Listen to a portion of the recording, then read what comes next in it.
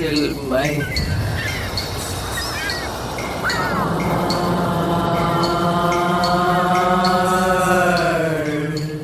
Welcome to Speak Sex. I am your host, Eurydice, and today's guest is the well-known American writer Mark Leyner. Welcome to the show, Mark. Thank you very much, Eurydice. It's a pleasure to be. Pleasure is what it's all about. It's a pleasure to be here. Exactly. For those who don't know Mark's very unique work and contribution to postmodern literature, he's the author of, I don't know, maybe a dozen books. And they are all one of a kind. So my cousin, my gastroenterologist, was the first one that I think hit the mainstream. I remember Smell Esther Williams. That's the first book I read. Et tu, Babe. So The Last Orgy of the Divine Hermit, I think is the latest. Yes. Right. Okay. And it's coming out in paperback soon. I mentioned that because of an interesting sort of turn of events with that. It's coming out in paperback, but under a different title, because my publisher thought, maybe we should emphasize somehow in publishing the paperback, emphasize how central the relationship between you and your daughter is in the book. And so I came up with it's a tricky thing when you're asked to come up, when it's suggested to you to come up with a new title for a book, because for me, titles are so important. Mm-hmm. They hover over I think a title kind of hovers over the reader the entire time the reader's engaged in reading your book. There's that title. It's like some sort of giant UFO in the sky hovering over you the whole time. Mm-hmm. So it's I've always, and it's also useful. I don't know, Eurydice, if you find this as a writer, but I don't like saying to people, I'm working on something or a new thing, or I like to have a name for things really early on and, kind of in the process. Yeah, I do too. I mean, it's like having a little puppy or something and you don't have a name for it. It's not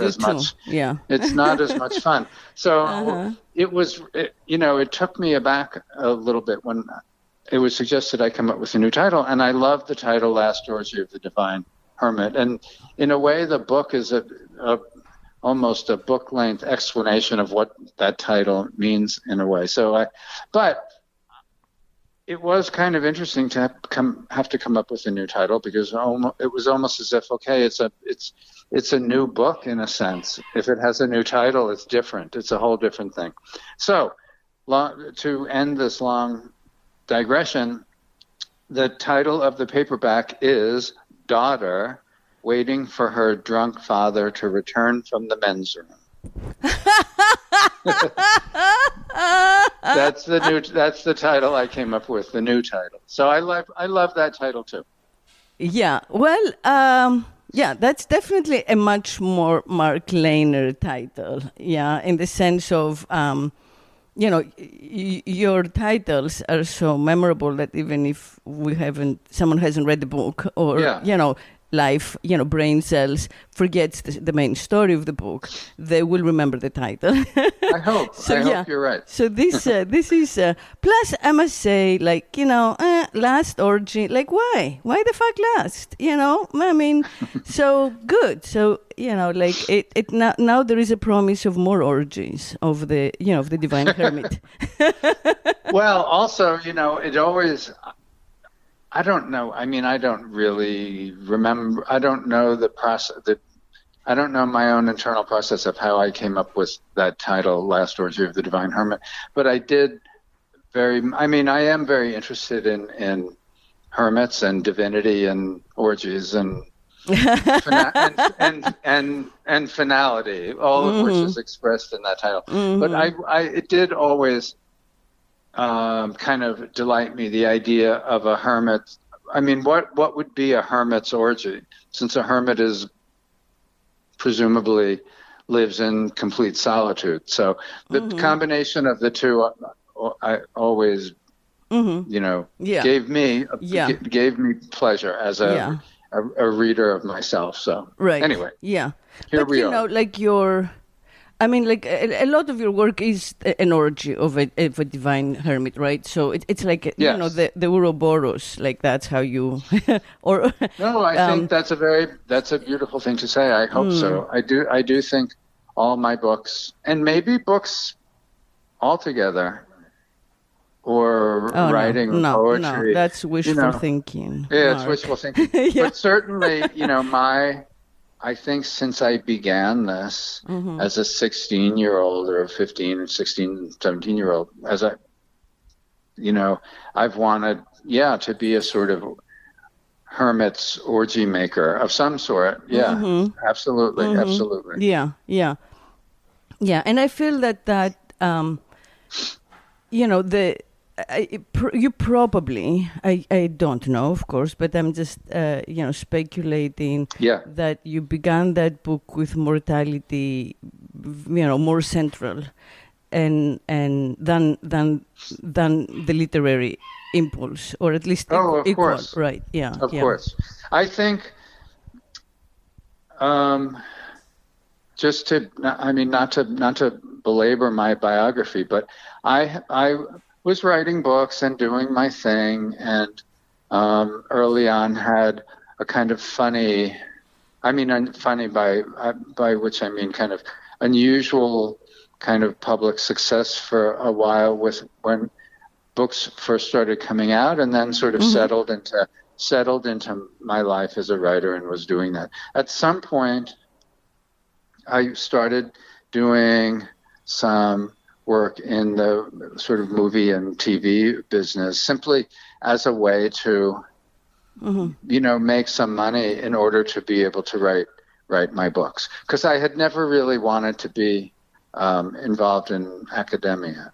I just never thought that was kind of consistent to me with what I thought I was as an artist, as a writer. It just seemed incompatible to me. So then, because of that choice, I had to figure out different ways of sort of hustling, financial kind of hustling. But at a certain point, I think it might have been like a 10-year or a 12-year period, I didn't really write books because I got involved in this other thing. A sort of shorthand for it would be sort of Hollywood kind of thing, and figuring out different ways of making money, like script doctoring and doing things like that. But at some point I came back to writing books, and I think the last 3 books have been very different. And this is what you're alluding to with this latest one, be different because of my age, because I'm, one is much older. With the passing of many years, one is much older, right? So you feel there are all kinds of new things to consider, all kinds of new things you're feeling and considering and thinking about, and you are forced to sort of reconfigure yourself, redefine yourself, and I think that's very much in my latest books, in the last 3. A feeling of mortality. Absolutely. Well, and this brings me to the topic of our conversation, or how I've wanted to frame our conversation, which is language of the body, basically. So when I think of your work from the beginning, I have felt that you were very much interested in the language of the body, that incorporates and makes fun of the medicalization, right, of what we are, which is, biodome. Right. And your inventiveness with language always felt to me as kind of like a doomed, maybe, but brilliant, attempt to stop objectifying the body, to find ways for language to not alienate us from our own body, right? Right. And in order to do that, you would start by showing how, far away from our actual body, the language of that body, was. So like when I would read your books, and it was really hysterical, but also shocking to realize that all of these words were referring to, like, what I am right now, right? Yeah. Or you are, or one. I mean, is, what? Yeah, right? what one is in a sort in the most essential way, in a sense. I mean, there are two aspects of what you're talking about that I can address.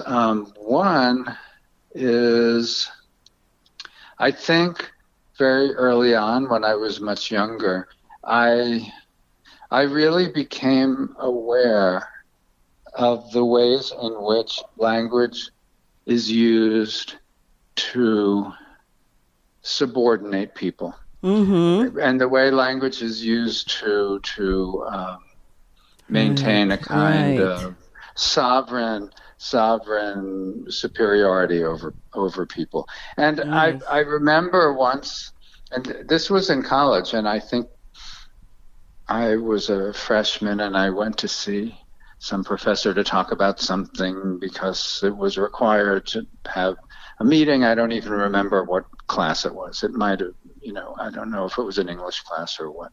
But I felt as if this professor was deliberately using a kind of arcane, esoteric language with me in order to demonstrate the sort of the structural, hierarchical structure of our relationship, that he was up there and I was down here. Wow. And I remember leaving that meeting saying, I don't want to ever feel that way again.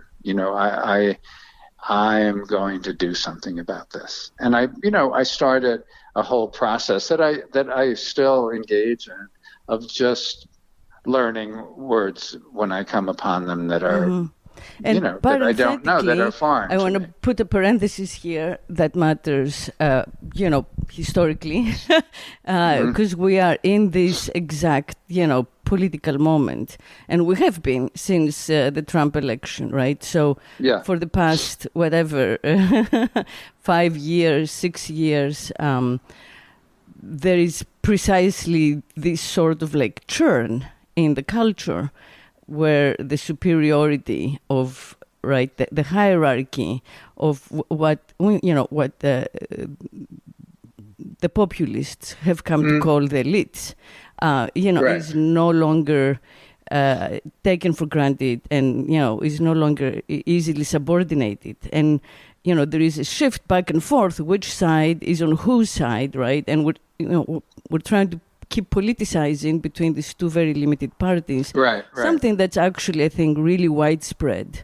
And you are speaking to it right now as an intellectual, but that's also happening, like, in the street. So it makes your work more relevant, I think. It's very, it's something I've always thought about. I was just reading something. I got interested, for some reason or another, I think related to this new book I'm doing, but I'm not certain, with this art, the German artist Joseph Beuys, who is a fascinating figure, but who said a very simple thing, but it's something that's remained enormously irritating to people. He said that everybody is an artist. And I mean, it's a very simple statement, but it causes enormous contention, on sort of all sides of all issues. But it's it's a statement I have kind of enormous sympathy for. Mm-hmm. And I do think that I have tried, and this sort of gets back to your original question, I have tried to draw into my work areas of our culture that were not normal, that were not typically associated with fiction or poetry. Right. And these could be, I mean, some of this is the whole high-low sort of thing that people have been talking about for, by now, 50, 60 years, mixing low culture and high culture, or mixing street culture and kind of haute, high culture. And that, I mean, there's nothing particularly new about that anymore, but that constantly kind of needs to be stirred up in new ways. But the other thing was, and I think when I started writing and publishing books, this was something that was very conspicuous to people about my work, is that I included a lot of scientific language that was rarely, if ever, included in fiction, and medical terminology. And I mean, one of the reasons was that it just looked it was so bright and shiny looking on a page. It just seemed so wonderful to me, so kind of fantastic, because it was a kind of great novelty to see that. But the other thing about it was akin to that first story I told you about the professor. I think scientific and medical language has been over centuries maintained as a kind of secret code, right, for a kind of privileged elite, and kept from the rest of us, so that when you go, and this, everyone can relate to this, when you go to a doctor, I hope this is becoming less true, but it was certainly the case when I was younger, and I'm 66 now, so when I was younger was a while ago. So again, things might have changed, but when you first start going to the doctor as an adult and having conversations with that doctor, you can't really understand what they're saying to you. It's encoded in a specific vocabulary, and it's the effect of it is quite profound, because you're there to talk about your body, and yet it's being spoken about in a language that's incomprehensible to you. And you wonder, you're sitting there or standing there wondering how that could be.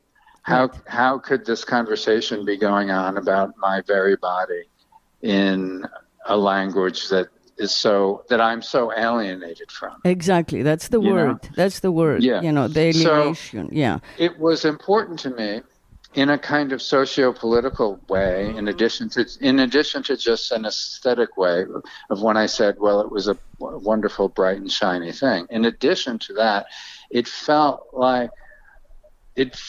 useful and maybe hopefully important to sort of reappropriate that as Right. Take it seems to me, neutralize it as a weapon of alienation and subjugation. Right. Right. Or at least mock it. I mean, I think I don't know if you can mock it. Neutralize it in the actual exam room, but you can mock it and, give us a revenge. Right.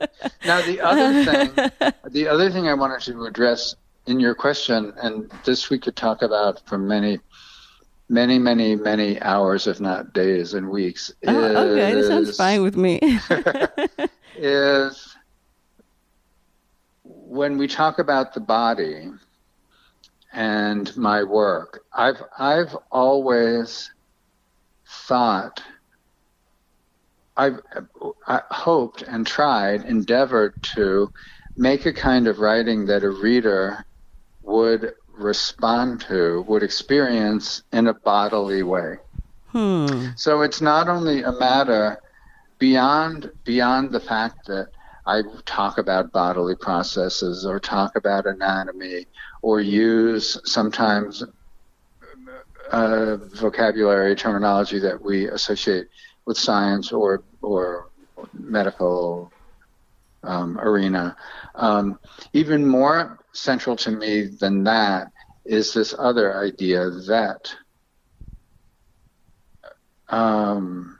interacting with my work, reading it, enjoying it, grappling with it, will feel like something to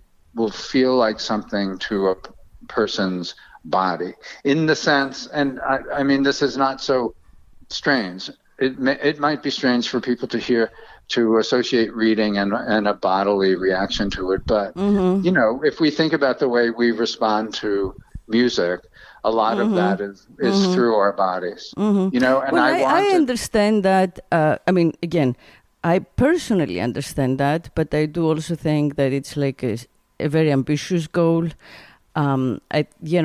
I think that. I want to say two things before we proceed down this really interesting,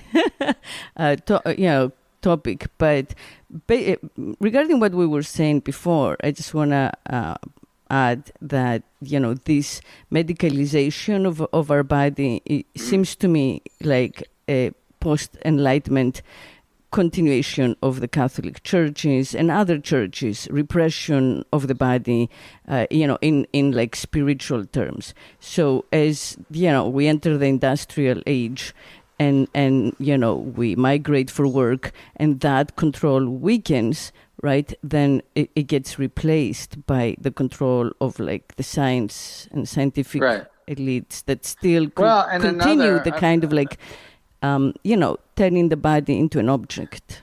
It's turning exactly. But there's a corollary to that, which is so crucial. And again, this is so relatable to anyone who's going to listen to this. It has to do with the commodification of the body and the commodification of modalities of treatment, as they call them, and the hyper commodification of our entire culture. It is most grievously felt when we're sick, because it's become very hard to figure out what is an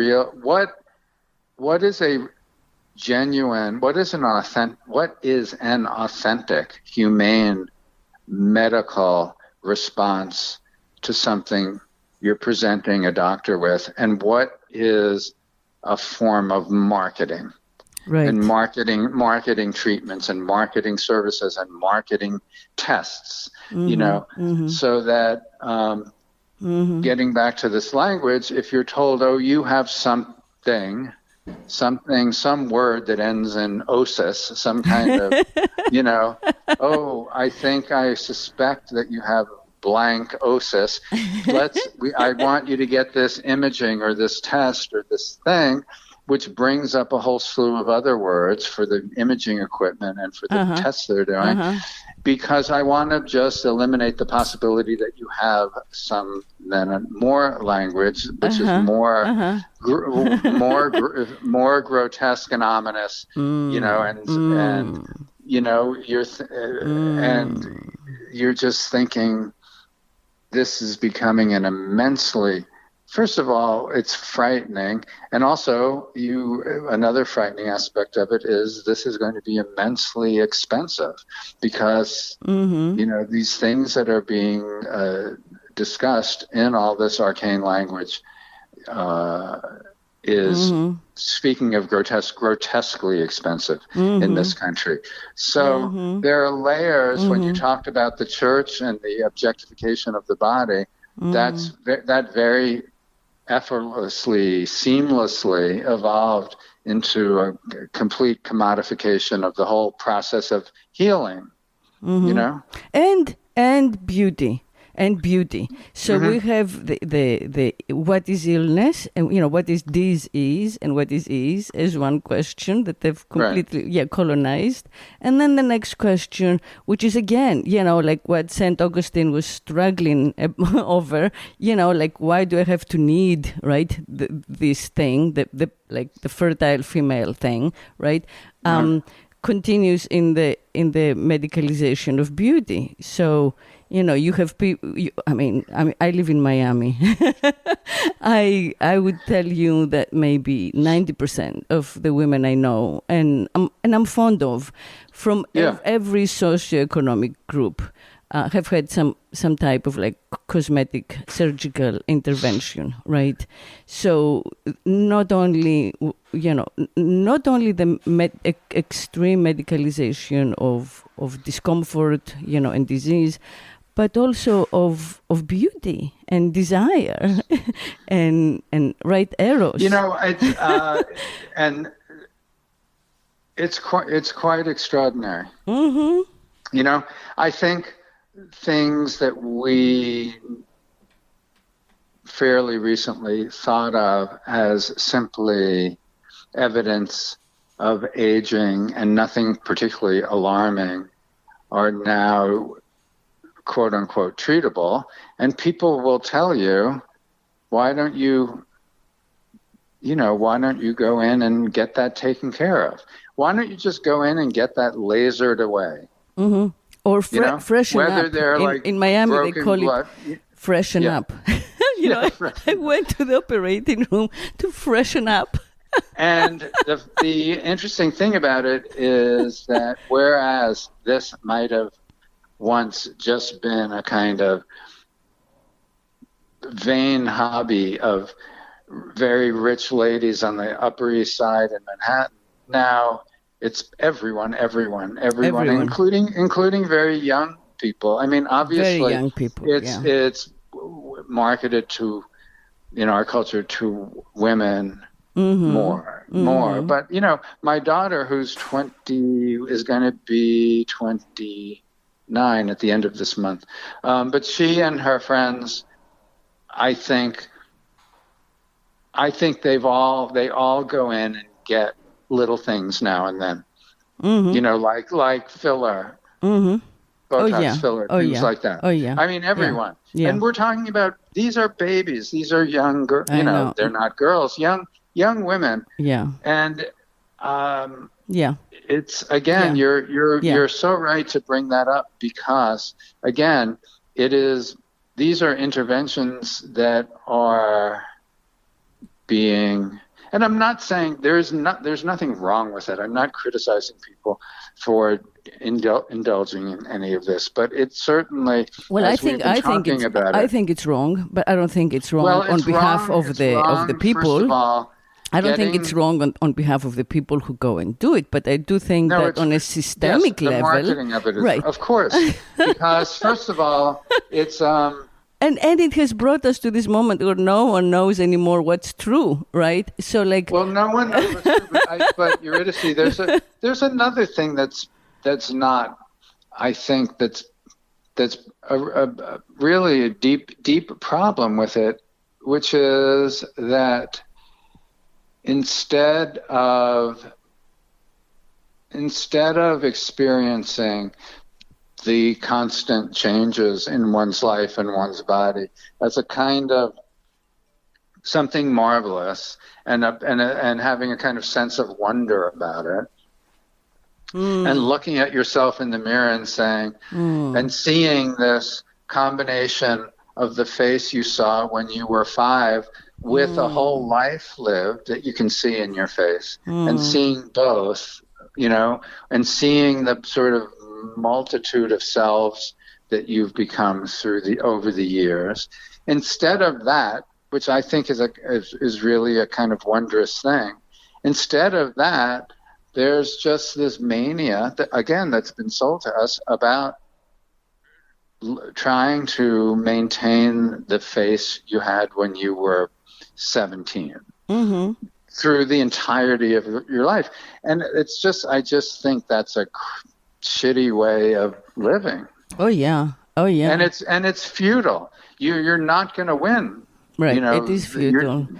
But this. the issue of like truth and trust, I mean, I experience it, just as a human in 2022 continuously. We're like, I don't know, 2 days ago when Pelosi was saying I have 5 children, and my first reaction was, did she give birth to those 5 children? Are they like surrogate children? Are they adopted children? Right? Or like I see someone who looks great, and then I immediately have to like go back, go in closer and investigate. I don't know, out of some mania for truth, which elements are actually natural and which are not. So my like spontaneous conversation with beauty in America has been destroyed forever. I have to go to parts of the world where these things are not available. So I can purely look at someone and feel my feelings, like of attraction or admiration, or and communicate with those bodies. Because here, well, this is. I'm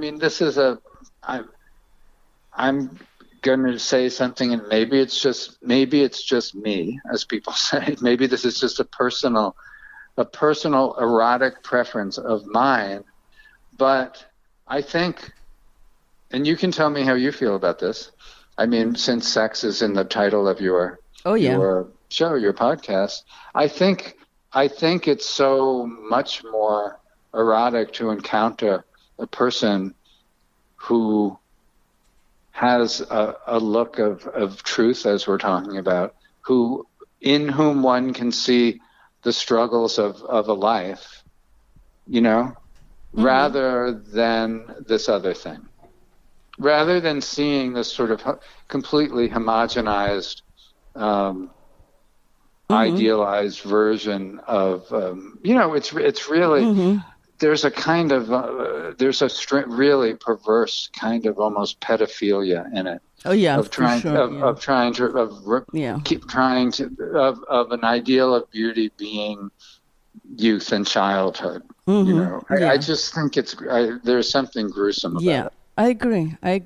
I mean, all of our I think, I talk to people about their sexual preferences all the time. And what I believe is that it's so extremely individual that all of our efforts are kind of like a waste of time. Because even if, like someone may want to be with you because you look attractive in a mainstream way, and they want the approval of those around them. So that's like the trophy, right? The trophy girlfriend or boyfriend or whatever. Yeah. But deep down, what turns you on is just so bizarre, and we're all like that. We're all uniquely twisted and bizarre in what arouses us. I'm so glad you said that, because I've experienced things at various times in my life.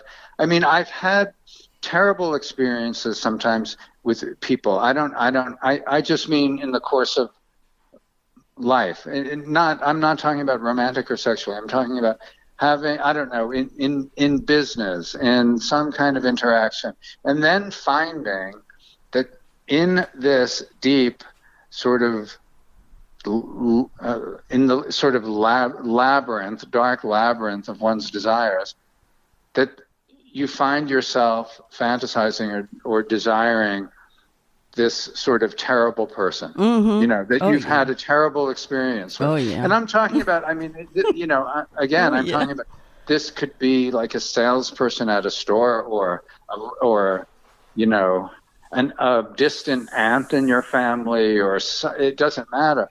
But how things sort of get sort of metabolized by the kind of inner labyrinth of your own desire is so fascinating. Because you end up then wondering, why did that just happen? Why did that person sort of flash in front of my face in this way? It's all, And once again, I mean, to me, like that's one of the worst aspects of the patriarchy, and it affects all genders the same way, which is this. Well, I'm I'm against marriage. So, one of the main reasons is this idea that just because I'm, turned on and really aroused right now by someone and want to be with this someone, I'm also declaring that I have, an intention to continue feeling this way, decades from now. And if I don't, my desire is untrue or suspect. That's like gibberish. Biologically speaking, it's insanity. So, mixing up like erotic desire with parenthood, I think is a disease. I mean, these things have nothing. The best thing one can do if you want to get married, or if you've made a determination never to get married, both require disentangling all the things you just talked about. You have to disentangle desire from raising children, having children. You have to and you actually have to disentangle desire from a decision to have a long-term partner.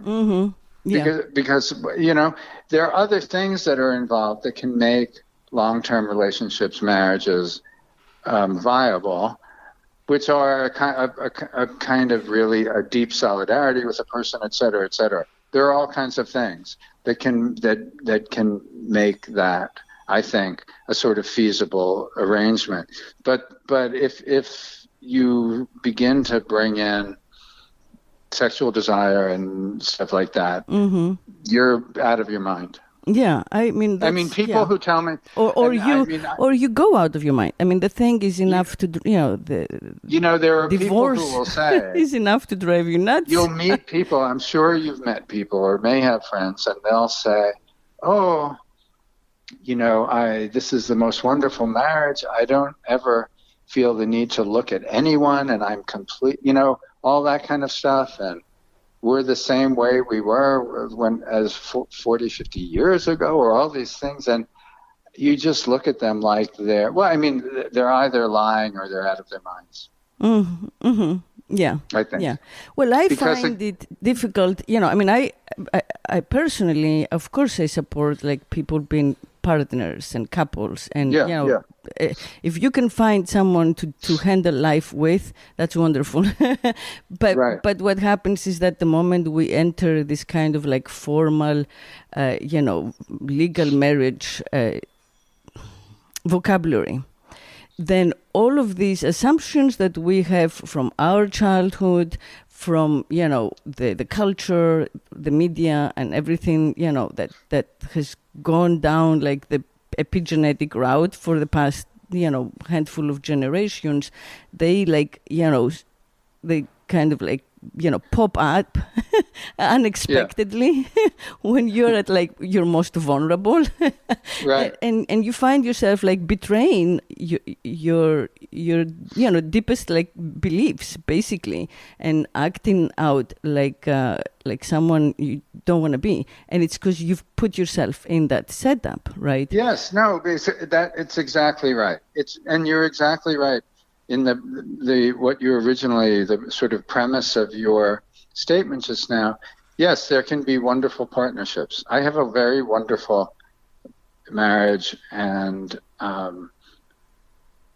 it involves all sorts of ways of feeling close and feeling, as I said, because to me this is kind of the fundamental part of it, a kind of really deep solidarity with this person. But if you confuse things and have the wrong kind of expectations, which are imposed by, culture on us, then you can be you'll be miserable and driven crazy and driven to do unfortunate things. Yeah. To yourself, to another person. Yeah. Yeah. But some of the things we're talking about, which involve determining the different kinds of truth of situations and whatnot, I think I'm bringing this back to conversation about literature and making literature. I've tried, I think one of the things I've tried to do in my work is be transparent, try to be open, like sort of honest and transparent in what the work is and how it can be enjoyed and how it's been made, and so that I think when you look at my work, again, I was talking before about, to me personally, how satisfying and exciting it is to see the life of a person sort of written on the body of a person, rather than sort of erased by cosmetic surgery, cosmetic interventions. I hope that in my work, it can be apparent, it can be legible to someone reading it. The process of making it can be legible to a person reading it, is what I'm saying. There's that aspect too in what I do. Yeah, it is. Yeah, it is. I think, and that's why, there is that joy. I experience it as like jouissance, where I'm like laughing out loud, which is a particular laugh that comes when you enjoy, like watching something happen.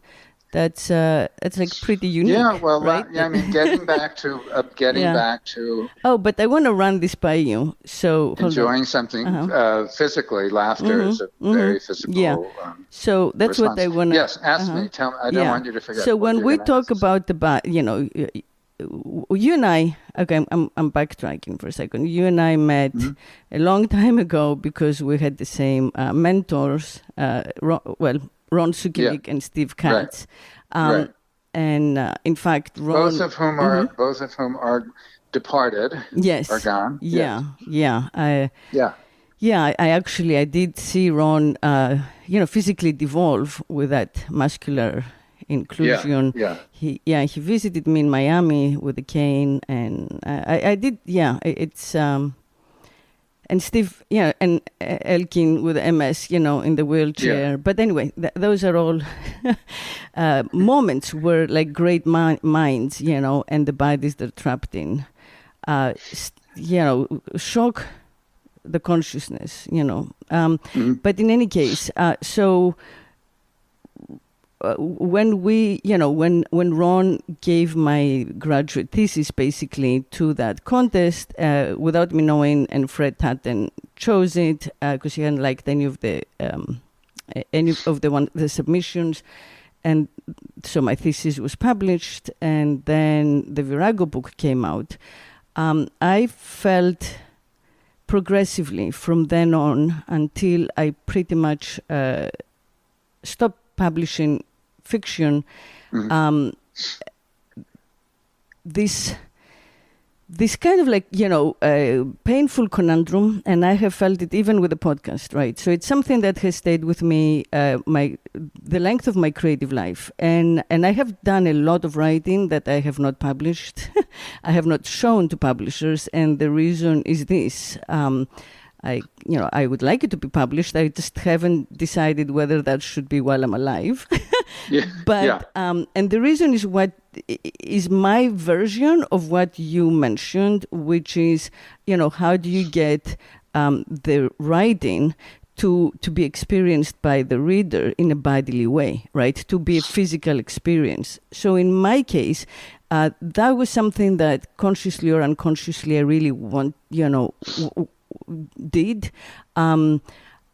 I can tell you on a confessional, aside, that the first time that I, masturbated and orgasmed was reading. I was reading a copy of Shakespeare's Anthony and Cleopatra in my grandfather's house on Lesbos. Say again, which Shakespeare, Anthony and Cleopatra in Greek. Of course. Yeah, I was like, I don't know, a child, 10. And then after that, I kept looking for like Shakespearean books. I would take them to the bathtub and lock myself in the bathroom, right? So And for most of my life, when a book really moved me, it moved me sexually. I masturbated to literature, right? So rather than, I don't know, thinking or porn or fantasy. Right. So perhaps unconsciously. You're talking about language versus images. Versus photographs or painting. Exactly. Right. Yes, it was not visual. Yes. So I would get hooked into certain, I guess, sentences, and I would go over them again and again until I would climax. So my work from that, that first book for me was very much a kind of examination of this Judo-Christian split between the mind and the sexual body, right? And I had felt it very strongly when I became a teenager, when everything changed. I was an anonymous, child who terrified of being lost because no one would want me unless I could be returned to my parents, right?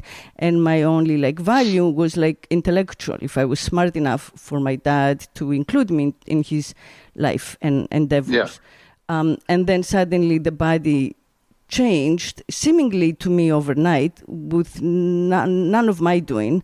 I was trying to hide it, for years, the breasts and the butts and and hordes of boys would follow me and embarrass me and men, and it was just an onslaught of attention. At some point I realized that there were many more takers for me, and I could take advantage of this to kind of run away from home, which I did at 15, and came to America. But this sense of who, how do I unite my identity with my body and its urges, which, was something that I hadn't figured out. I wrote that book, in which the vagina has a life of its own. And then from then on, everything I wrote, I thought was a philosophical inquiry. I was trying to ask actual, questions that were huge in my life, for how do I move forward in this culture. And I understood that it was received in a physical way because people read it in a sexual way. But the sexualization of the material also, of course, cheapened it, right? Lowered it, because that takes us back to the hierarchy we began with, which is the body is subordinate and lowly, right? So I kept, I felt that yes, my words and my language was having a physical effect, but it was also being limited so much because it was seen as sexual when really it was just a conversation about the body. And I couldn't, I felt that I couldn't get out of that. Well, you present you present a great conundrum, I think, that I've always grappled with, that may be at the sort of the heart of what I do. But it's interesting that you stopped writing fiction, you said. Yeah, well, I didn't stop. Again, I have. Oh, stop publishing. Yeah, I did. Yeah. I did. I just, I felt that particularly the marketplace, put me in this category, right? And I I felt very. And again, it's not about being diminished at all as a mind. I just felt that the work could not proceed. When I became a sex writer. What is that? Yeah. So, and that's how, my agent wanted to monetize the work. And I understand that the drive, but one, as you said earlier about hustling, one can find other ways to make money. This is America, and that's like one of the perks, right? You can find other ways to make money without having to sell your sacred work. Well, I was just going to use that. That's so interesting. I was just going to use that word. I mean, there are very few things that feel sacred or holy or, to a person. Very few. And it seems much better to go and find some other strange or even debased way of making money. I mean, that's better than sort of desecrating what is sacred to you. Yeah, It's better. exactly. Yeah, exactly. And this, this type of work, really, the way that I experience it, is not meant anyway for money. Right. I could be in a monastery, as you say, with a divine hermit, very happily, like right on Patmos, like St. John, in a cave, and I would be fine. So, I separate. I very happily like separated it from earning a living, as my people always did. I was only in America for this brief span of like half a century, where we've assumed that we can make money from our creativity, and look where it's got us, right? But like making money to me is just separating people who have money from some of their hoard. It's just easy, like there are people who have way too much money, and you just get some of it, and that's it. It's to me. Yeah, absolutely. Yeah, and that's literally capitalism. The whole myth of like productivity is just no longer real in America. Like 90% of financial activity here is basically like speculative, which is who gives, nothing of value, right, of value right, produced. yeah.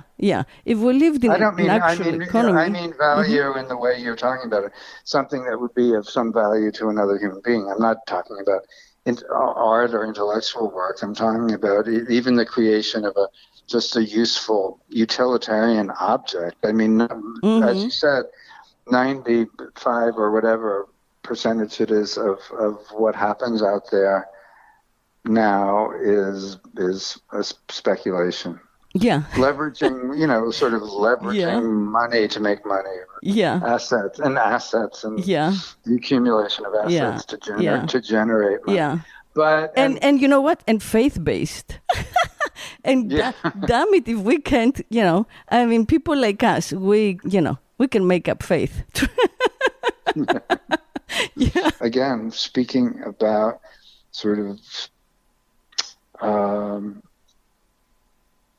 analogies with sex, I mean that it's so much an interaction, and so much an interaction that I'm trying to choreograph in a certain way to maximize a kind of pleasure or delight or wonderment on the part of someone reading something, and making something that will create a kind of ecstatic response. I mean, in the literal sort of Greek sense of that word, of being wrapped out of yourself, of a kind of dissolution of ego and a kind of, connection with a connection beyond yourself, to feel sort of ecstatically thrown out of yourself, I think is what art is supposed to do. So, it involves other people, but the pursuit of it, as you were talking about your own life and your own practice of this, can become it can feel like a very solitary, private, religious endeavor that has to be perpetuated. My devotion to thinking of myself a certain way and being loyal to that notion of myself till the sort of end, till the end of my life is very important to me. Yeah. Why? I mean, is that ridiculous or justified or who knows? I don't know, but I feel it. And when I talk to someone like you who's devoted a life to the same sort of thing, I feel a great sense of kindredness with you, about it. Well, there is posterity, so that's one good thing. Posterity is a great I agree, cleaner. but it's not only about what I'm saying is it's not only about the posterity of the work, although that's important and it's very important to me, and it's important to me lately because, as we said at the very beginning of our conversation, the two of us think about ourselves in a very different way now that we're older, now that we're at this stage of our life. But also, I don't know, the fact that at this point I've accumulated, like when you were talking about the number of books I've written, whatever it is, I mean, I don't know off the top of my head, but the fact that I've done this and I've been sort of stubborn about it, and there's something about just that I've been stubborn, that I've made such a sustained effort to do this work. I would like that to exist in a kind of posterity too. Just the effort, the endeavor, and the sort of devotion to it. Right. Yeah. Yeah. People used to say this ridiculous thing. They would say, I remember when I first started doing this, people would say, your work feels to me, and this was supposed to be this kind of withering criticism, your work seems to be like a form of masturbation to me. Like this self-indulgent form of masturbation, And I would think, well, I would say, you make that sound like a bad thing. That sounds good to me, Yeah, it's a deep dive. Yeah, what they call now, yeah. Deep dive, right. I think an artist is a freedom fighter and a shaman. I mean, it's Me too. There is definitely like an alchemical effort in what you're doing. Agree. You're trying to take something and transform it. When I was thinking about that this morning, I was thinking, is that, I'll tell you, a nice thing about being older is you can entertain more ridiculous thoughts than before, because you don't, as you said, you stop caring if someone thinks it's ridiculous or not. Right. So, I was thinking of those things. I was thinking of those two things, freedom fighter and a shaman. And yes, is that ridiculous? Is that ridiculously pretentious? No, I don't care. I don't think so. I think it's accurate. Me too. I think it's accurate. I mean, for me and for you, I've known you, not on a personal level over the years, but I'm aware of what you've done, and sort of you've stayed in my consciousness since we met. And so I can include you in this. Thank you. I think it's what you've aspired to and accomplished in your life as an artist. And also, thank you. Yeah, it sure. That's definitely the intention. Right, that's our intention. Yeah, that's our intention. And we have sacrificed a lot for our cause. So I think that that kind of like speaks to the truthfulness, right, of our devotion. Yes. I mean, I don't know about you, but I've tried to do this in such a ridiculous way. It could have been so much easier, but I took, and it's full of enormous anxiety and financial anxieties and anxieties about what your status may be at any given moment, because that will enable you to maybe do this and not that, or all of the different things. But yes, that's been our intention. And as you said, in the most beautiful way, it's a deep dive. Yeah. Anyway, here we are. Thank you. Yeah, thank you for for coming on the podcast, and thank you for this conversation. The best part of the podcast was you. No, seriously, listening to you. I can't imagine a person listening to the past hour not saying, well, Eurydice was great. I don't know about that other guy, but see. Well, that's a very Mark Leyner thing to say. Anyway, it was a great pleasure. Yeah, thank you. And everyone out there, thank you for listening. And until next week, keep speaking sex.